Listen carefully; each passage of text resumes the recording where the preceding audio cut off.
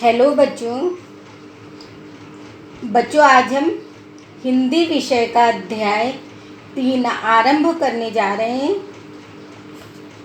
यह एक बहुत ही प्यारी सी कविता वीरों का कैसा हो बसंत है, जिसकी कवयित्री सुभद्रा कुमारी चौहान है।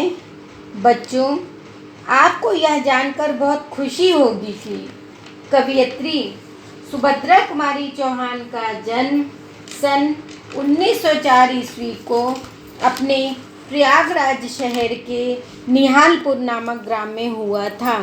और उससे ज़्यादा खुशी की ये बात है कि इस कवयित्री ने अपने ही विद्यालय क्रॉसवेड गर्ल्स कॉलेज से शिक्षा प्राप्त की है। सुभद्रा कुमारी चौहान को स्वतंत्रता आंदोलन में भाग लेने वाली प्रथम सत्याग्रही होने का भी गौरव प्राप्त है। बच्चों, आज हम इस महान कवयित्री द्वारा रचित कविता वीरों का कैसा हो बसंत के बारे में बताने जा रहे हैं। इस कविता में कवयित्री सुभद्रा कुमारी चौहान बार बार प्रश्न करती हैं कि वीरों का बसंत कैसा हो। बसंत के इस मौसम में हर व्यक्ति के अंदर एक नई ताजगी और एक नई उमंग होती है। हर व्यक्ति अपने परिवार के साथ खुशियाँ मना रहा होता है। प्रकृति यानी हमारी धरती चारों ओर नई दुल्हन की तरह सज जाती है। लेकिन उसी समय हमारे देश के वीर सैनिक सीमा पर जो अपनी ड्यूटी कर रहे होते हैं, जो अपनी ज़िंदगी और मौत को अपनी हथेली पर रखते हुए हमारे देश की आन बान शान के लिए प्रहरी बने होते हैं और हमारी सीमा पर मुस्तैद हैं। आखिरकार वो वसंत की खुशियाँ कैसे मनाएं? बच्चों, इस कविता के माध्यम से कवयित्री ने बार बार यही प्रश्न किया है कि वीरों का कैसा हो बसंत। बच्चों, अब हम आपको इस पाठ का संदर्भ, प्रसंग और व्याख्या समझाएंगे।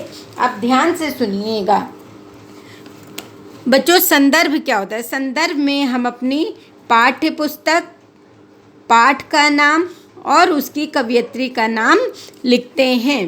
अब हम आपको बता रहे हैं, ध्यान से सुनिएगा।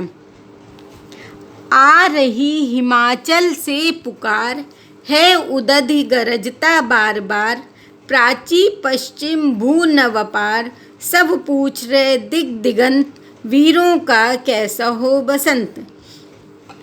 प्रस्तुत पंक्तियाँ हमारी पाठ्य पुस्तक मंजरी में संकलित कविता वीरों का कैसा हो बसंत कविता से ली गई है, जिसकी कवयित्री सुभद्रा कुमारी चौहान है। प्रसंग: इस कविता में कवयित्री बार बार यही प्रश्न कर रही हैं कि वीरों का वसंत कैसा हो। अब पहली पंक्तियों की व्याख्या है।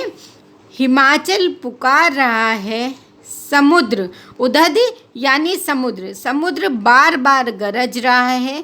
प्राची यानी पूर्व, पूर्व पश्चिम उत्तर दक्षिण समेत दशों दिशाएं यही प्रश्न कर रही हैं कि वीरों का वसंत कैसा होना चाहिए। अब हम आपको अगली पंक्तियों का अर्थ बताएंगे। फूली सरसों ने दिया रंग, मधु लेकर आ पहुँचा अनंग, वसु वसुधा पुलकित अंग अंग, है वीर देश में किंतु कंत, वीरों का कैसा हो बसंत। मधु यानी पुष्प रस या शहद, उकंत यानी पति।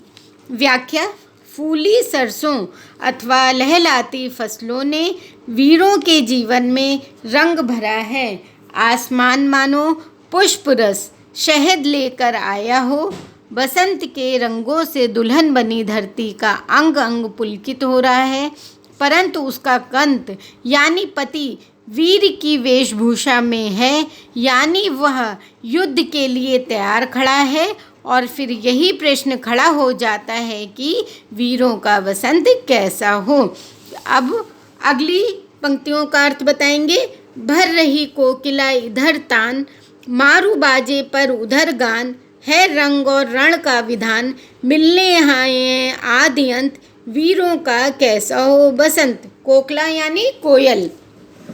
कवयित्री कहती हैं कि वीरों के जीवन में बसंत तभी आएगा जब वे शांति से अपनों के साथ खुशियां मना पाएंगे, अन्यथा उनका बसंत तो युद्ध की तैयारी में ही बीत जाता है। बसंत में कोयल कूकती है तो युद्ध के मैदान में बाजे गाजे नगाड़े बजते हैं। वीरों के लिए रंग और रण का विधान कुछ इसी तरह का है। वीर जब युद्ध के मैदान में उतरते हैं तो अपना आदि अंत यानी जीवन मृत्यु दोनों को ही हथेली पर रख कर चलते हैं। जीत मिलेगी तो जीवन मिलेगा और पराजय मिली तो मृत्यु।